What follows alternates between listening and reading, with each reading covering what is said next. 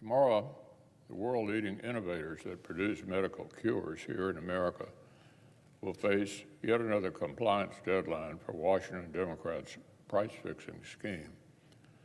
As I've discussed before, the so-called Inflation Reduction Act includes a price-fixing mechanism that requires drug manufacturers to agree to a crooked negotiation process, pay an excessive fine, or take their drugs off the market. By February 1st, the Centers for Medicare and Medicaid Services, CMS, are required to send each drug company a little Valentine's Day gift, their initial maximum fair price offer, their maximum fair price offer for each selected drug. Calling this a price-fixing scheme and negotiation is like calling a bank robbery a transaction. In any fair negotiation, either party has the ability to walk away from a deal they don't like. But in this case, if the drug company fails to agree to the maximum fair price determined by unelected bureaucrats in a government agency, the company has two options. They can agree to pay an excise tax capturing up to 1,900% of the drug's daily revenue. If not, the IRA would force them to withdraw entirely from participation in Medicaid and Medicare programs.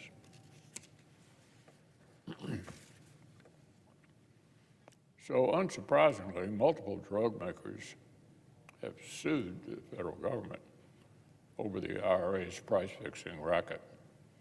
The companies have argued that the IRA's requirements constitute an uncompensated taking of property in violation of the Takings Clause. In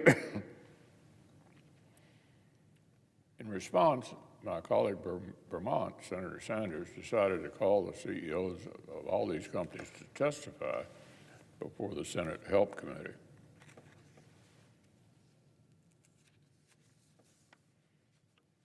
And the timing is no coincidence.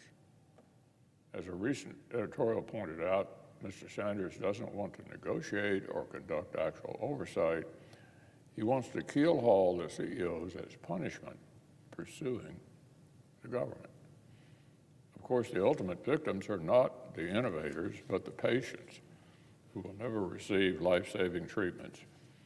By one estimate, the incentives eliminated by this scheme would have delivered 9 times as much funding for cancer research as the Vice President Biden's own 2016 Cancer Moonshot Initiative provided.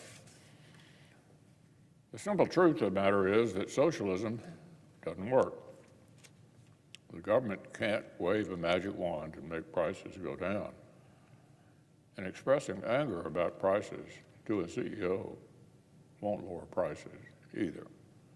So perhaps instead of holding show trials on high prices, Washington Democrats might consider how their own reckless taxing and spending policies have created an economy that is failing innovators, patients, and working families alike.